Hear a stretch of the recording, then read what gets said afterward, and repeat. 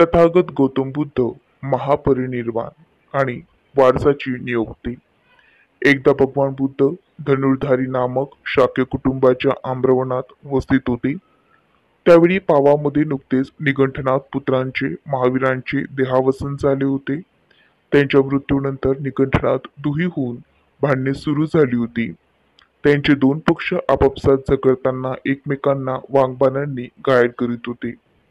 श्रामणेर चुंद पावामध्ये वर्षावास संपून स्थवीर आनंदास भेटण्यास आला असताना बोलला, निगंठनाथ पुत्रांचे नुकतेच पावा येथे देहावसन झाले आहे. त्यांच्या मृत्यूनंतर निगंठनाथात दुही माजली असून ते आपापसात झगडताना परस्परांना वाघबाणांनी घायल करीत आहे. यांचे कारण त्यांना कोणीच रक्षण करता नाही. त्यावर स्थवीर आनंद म्हणाला, ही महत्वाची हकीकत भगवान बुद्धांना सांगणे इष्ट आहे. आपण त्यांच्याकडे जाऊया आणि त्यांना ते कथन करूया. ठीक महाशय, चुंद बोलला. त्यावर आनंद व चुंद हे दोघे भगवान बुद्धांपाशी गेले आणि त्यांना अभिवादन करून निगंठनाथांची हकीकत कथन केली व आपला वारस नियुक्त करण्याची त्यांनी विनंती केली. चुंदांचे निवेदन ऐकून भगवान बुद्ध म्हणाले, चुंद, विचार कर की या जगात एक आचार्य निर्माण होतो. अरहंत सम्यक संबुद्ध. तो आपल्या सद्धर्माचा सुयोग्य प्रसार करतो. शांतीदायक, प्रभावी, मार्गदर्शक, सुबोध असा आहे. पण त्यांचे शिष्य मात्र धर्मज्ञानात प्रगत झालेले दिसत नाही आणि त्यांच्या निधनानंतर तो धर्म त्यांचे रक्षण करण्यास असमर्थ ठरतो.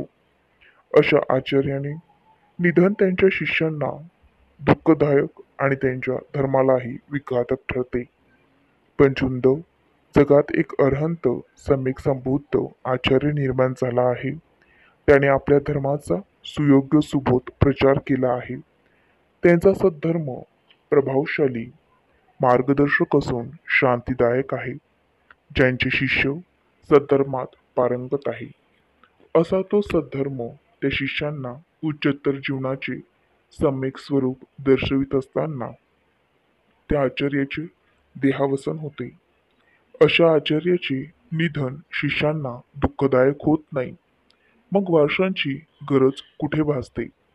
दुसऱ्या एका प्रसंगाने आनंदाने पुन्हा तोच प्रश्न काढल्यावर भगवान म्हणाले, आनंदा, माझ्या धर्माबाबत त्यांचे एक मत नाही असे दोन भिक्खू तरी तुला आढळलेत काय?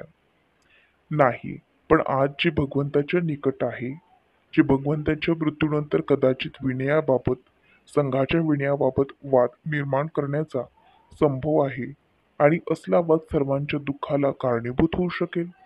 आनंद, विनयाबाबत भिक्खूंच्या नियमाबाबतचे वाद शिल्लक ठरतात. पण भिक्खू संघात धम्माबद्दल जर वाद निर्माण झाले तर ते मात्र चिंतादायक होईल.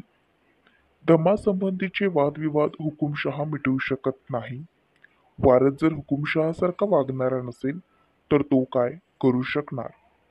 धम्मासंबंधीचे वादविवाद हुकुमशहा मिटवू शकणार नाही. कोणत्याही वादाबाबत संघच निर्णय घेऊ शकेल. संघाने एकत्र येऊन एकमत होईपर्यंत विचार विनिमय केला पाहिजे आणि एकदा निर्णय झाल्यानंतर त्यांचे परिपूर्ण पालन केले पाहिजे. वादाचा निर्णय बहुमताने व्हायला पाहिजे. वारसाची नियुक्ती हा त्यावर उपाय असू शकत नाही.